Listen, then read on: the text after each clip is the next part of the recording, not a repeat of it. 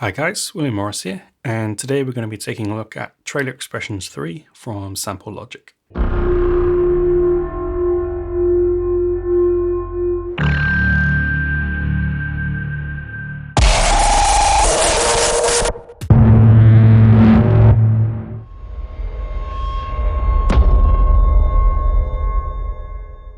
So Trailer Xpressions is made for the full version of Kontakt 5.8.2 or above and takes up about 3 GB of hard drive space. It is currently on a half-price launch sale of $99 US. So the library is made up of 28 different toolkit patches that you see here in the browser. So we have alarms, alerts, bode symbols, etc. So many of these terms will be familiar to trailer composers, but there are a few new categories as well. We have a variety of harmonics here, as well as some feedback categories, and also a lot of vocal stuff, which is kind of cool to see in a sort of trailer toolkit library. In addition to the Kontakt patches, all the samples are available as simple WAVs in a folder. For those of you who prefer to work directly with audio, you can simply drag and drop these into your DAW. So here is the main UI, and you'll see as you hit any key to play back a sample, you get a nice kind of wave view overform of what's going on. Starting in the bottom left, there is a reverse button, which obviously just reverses the entire sample. It's also possible to change the start point of the sample with the little slider here. Below the reverse button, we do have a full ADSR section, and next to that is a delay control and a reverb control as well. And each have a few kind of presets just to get you going in either category. Now over on the right hand side, there is low cut and high cut filters, and we have LFOs for both as well. Above that, which is a kind of really cool feature for the UI, is this stretch control. So what this does is basically maps the current sample that you're on across the entire key range at the bottom. So this will allow you to play back the sample at its original speed and pitch, but also to go higher and lower. So for example, if we choose to play it in a much lower octave, we get something like that, and we can also go higher up as well, and obviously anything in between. So it's a really fun feature that just allows you to kind of play around with the sounds as if it was a kind of sampler track, like the one in Cubase or something similar. But it's great to have it included here in the UI as well. So up in this top section, we have a little heart symbol, which allows you to favorite any of the sounds. And as you see, they just get marked as a red key. So I could say this sample here, I also want to favorite that one, and then I get another one there. And then basically every time you reload this patch, you'll know which are your favorite samples to come back to. So a really handy feature that, especially when there are so many samples mapped across the keyboard. And I'm just going to take these off for now. So on the top of the UI, we have a couple of these effect controls, and this one simply turns it on and off, and then you have a slider for the amount. So I'll let you just have a listen to how they affect the sound. So let's maybe just choose another patch to play with. That one will do. So let's turn on this Energizer one and just ramp it up.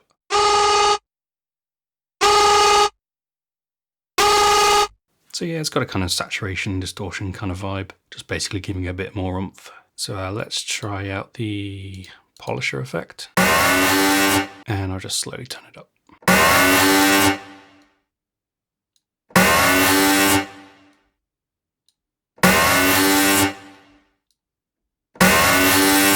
So there you go, a couple of effects at the top for you. Last two things to note are basically just this global control here, which just means that any of the parameters you do are just going to apply globally as opposed to per key. The final one is this big pitch control in the middle, which obviously just lets you change the pitch up and down in semitones for each sample. So one thing I would have really liked to see for tonal sounds especially is an indication of the key or note center that they were recorded in. So for any of the sounds that are tonal, they would maybe just have a marking on them to say that they were a C or an F or something. And we'd instantly know then what changes we'd need to make with the pitch control. But let's jump into some of the sounds, and I'm just going to reload this alarms patch at the top.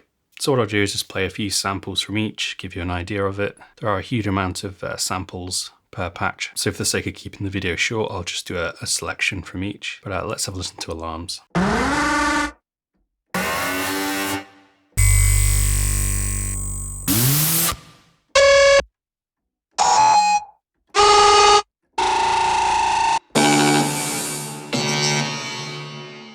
Cool stuff, I like that. Really nice and kind of clean, punchy. I think they're really going to grab attention in a mix, which is generally what you want from an alarm type sound. So here's alerts, which is a kind of variation of that, I guess.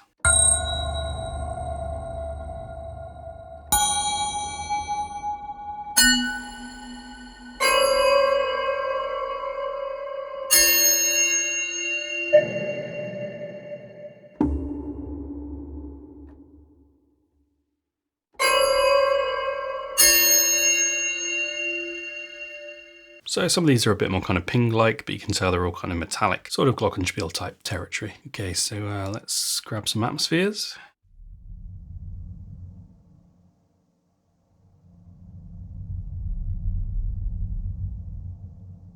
And this is where it's really handy to kind of have the waveform overview of everything, because some of these samples are definitely a lot longer than others.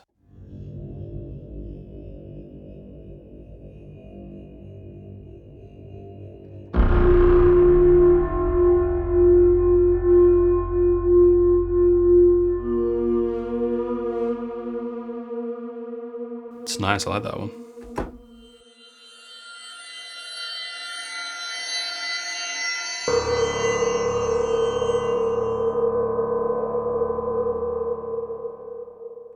I'm liking the sound design so far, because I can still hear the detail in it and it's not sort of just drowned in reverb for everything. And it feels like there's a reasonable kind of variation of samples per key as well. So let's try some bowed cymbals.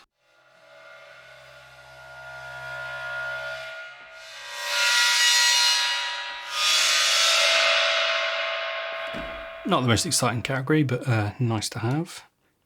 Brahms. So this one's kind of an ever-evolving category, I guess, because we started out maybe in the big kind of brassy Inception style Brahms, and since then it's kind of, you know, evolved onto other sounds. So let's have a listen and see what we've got in here.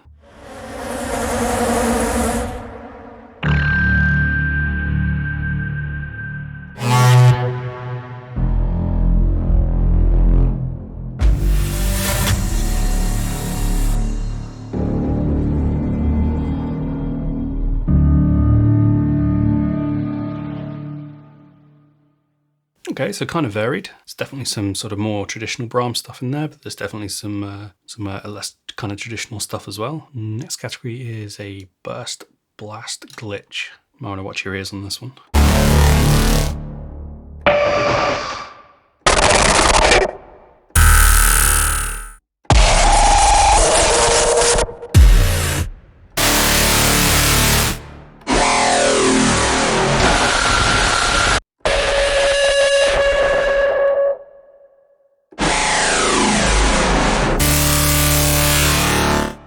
That's cool, I like that. Lots of kind of really distorted stuff. That's nice. I think one thing I am finding is that categories are quite sort of varied. So a lot of the sounds just sort of fall loosely under the patch name. Let's try some drones.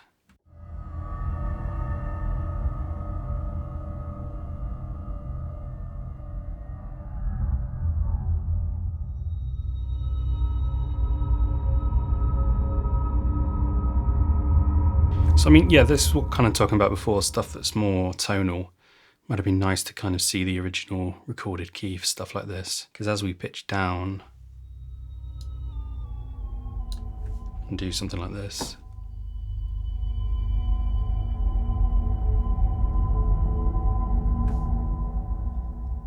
yeah, it'd just be kind of nice if we could see straight away what the key center was. Let's do a couple more.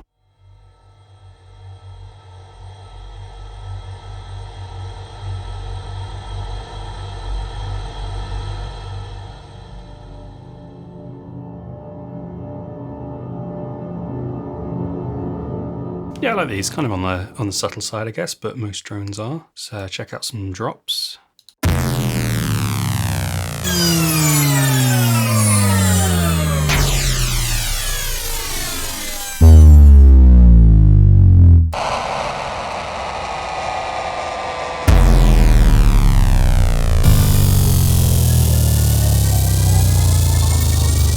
So this is like the downer category, basically. All your descending pitch sort of sounds.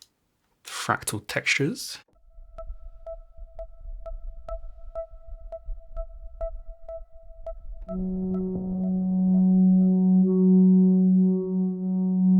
I like that last one, the kind of beepy one.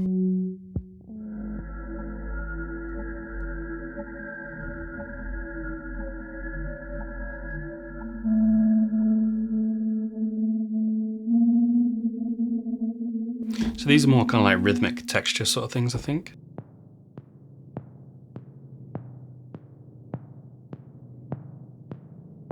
Yeah, it's nice that. Let's come to this one, Harmonics Design Textures Drone.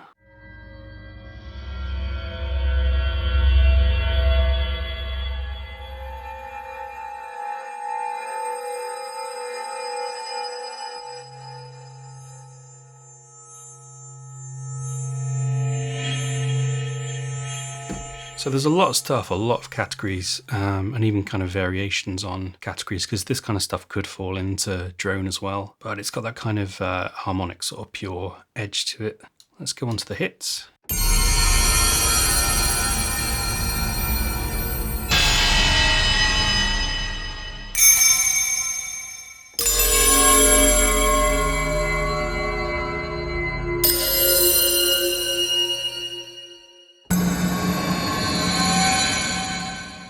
That's cool. It's kind of like metallic bells and kind of tuned percussion stuff. Let's do some pass-bys.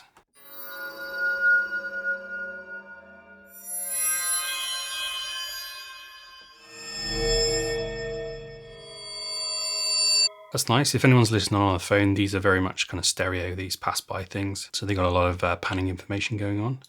Let's try Tibetan, which I'm guessing is going to be maybe Tibetan bowls type thing.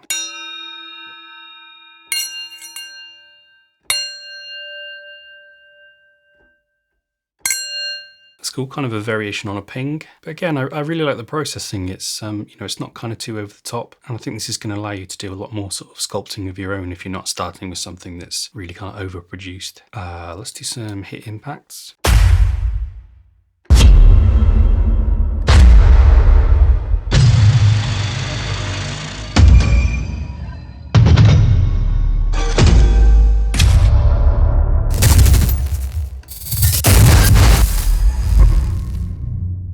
Nice, a lot of kind of variation in there again, which is good to see. So let's do some feedbacks. Not sure what the last part refers to, but let's take a listen.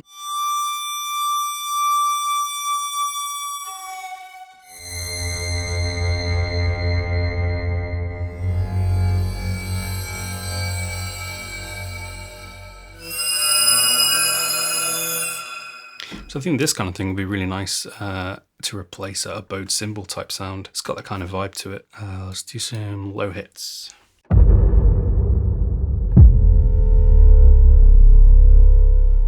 Super subby thing. That's nice.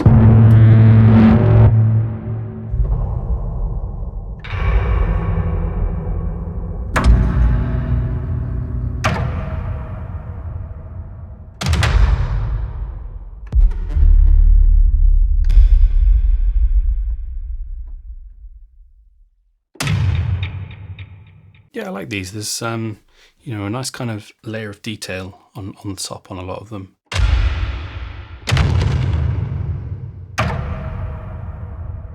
So like this one, you get the hit, but you get that kind of nice little stick attack thing going on the top, which all adds a little bit of interest. Let's go on to memories.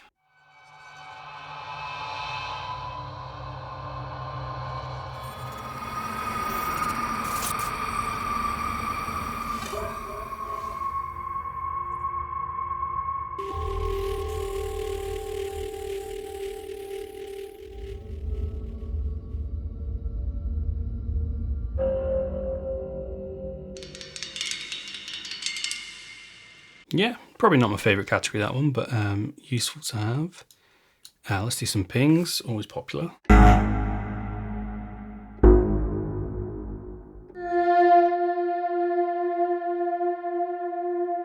Don't know if I'd class that one as a ping, but it's nice. That's cool.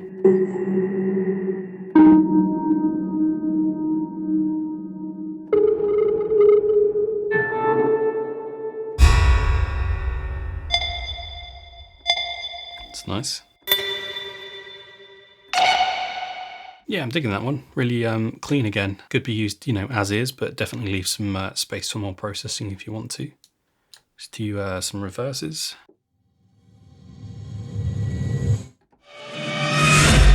Or, you know, with that reverse button, we could make them forwards.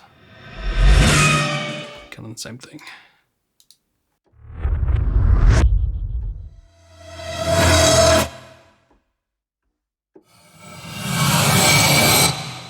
Cool, so let's do rises.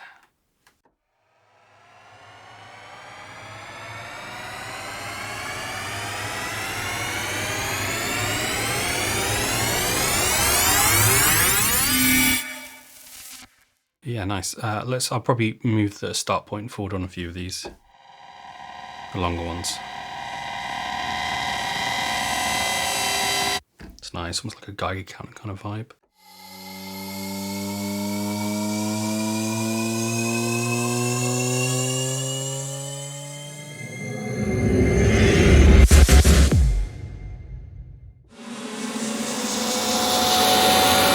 There we go, that's some rises.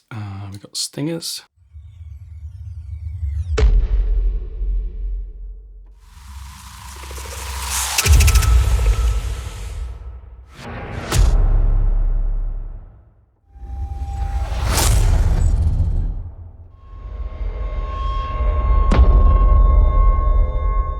Cool. So yeah, it's kind of like a whoosh bangy stinger thing, basically like a whoosh with a more pronounced kind of hit on it. So let's do some stutters.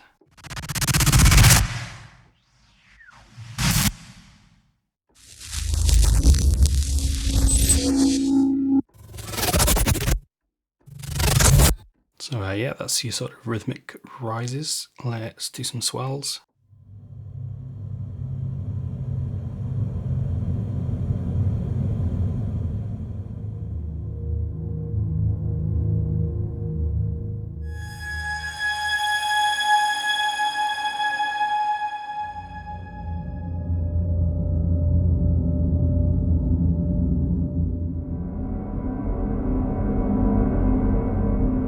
It's nice, I like the subtlety of these. But yeah, again, with the sort of more tonal stuff, it'd be nice to have a key down for that. So now we're going to move on to some of the vocal stuff, which I've only heard a little bit of, but it's really nice to have as a category because you don't often get vocal stuff for these kind of toolkit libraries.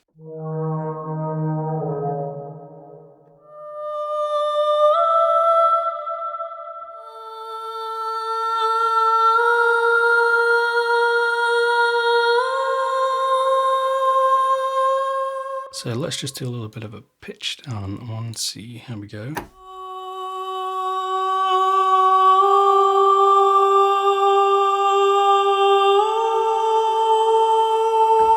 Yeah, still sounds really good. I'll just put the pitch back up.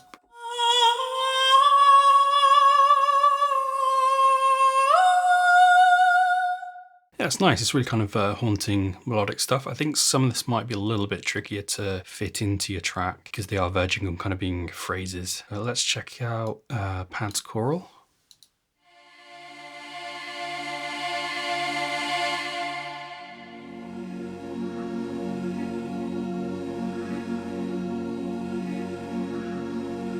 I like that, it's cool. It's a little bit like kind of a rival sort of sound, it reminds me of.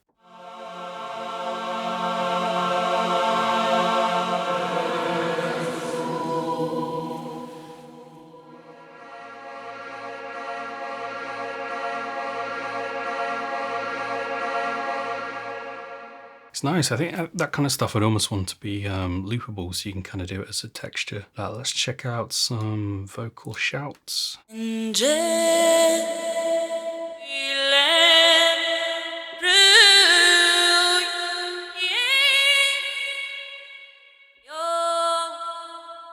Definitely cool to have this vocal stuff. My only worry, I guess, would be sort of how far you can get with just using a few of them in a track. I think maybe you just have to use them as sort of little accents in a few places rather than trying to, you know, build any sort of full melodic or track kind of thing out of it. Check out some sweeps.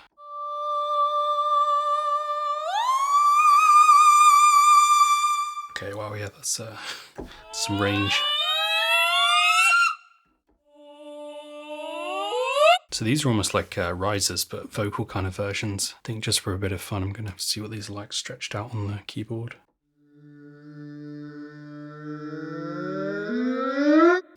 That's cool. I think it's going to be a lot of fun having the stretch kind of thing in there. So I think that brings us to, the last category, which is going to be the whoosh transitions.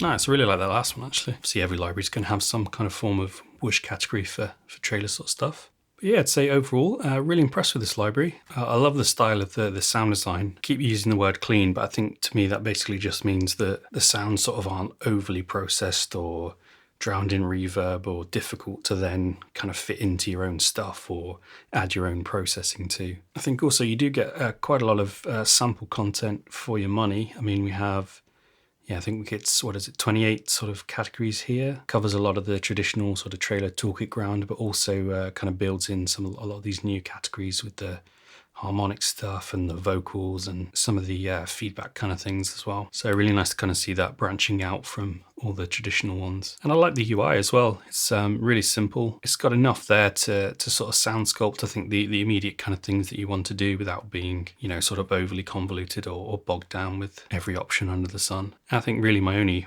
problem is, like I've been saying, just the lack of the labeling for some of the more tonal stuff. It might even be something that they could add in an update, as you do get the name of each sample come up at the top. So I mean, if you just added in, say, this, obviously for a whoosh it's probably not as applicable, but for some of the tonal stuff, if it just said, whoosh dark wind 01 and it's recorded as an F, so then I'd immediately know what to repitch it to. But yeah, overall, really impressed. Okay guys, so that wraps it up from me. Hope you've enjoyed this video. Feel free to leave me any questions in the comments, but if not, I'll see you again on the next one.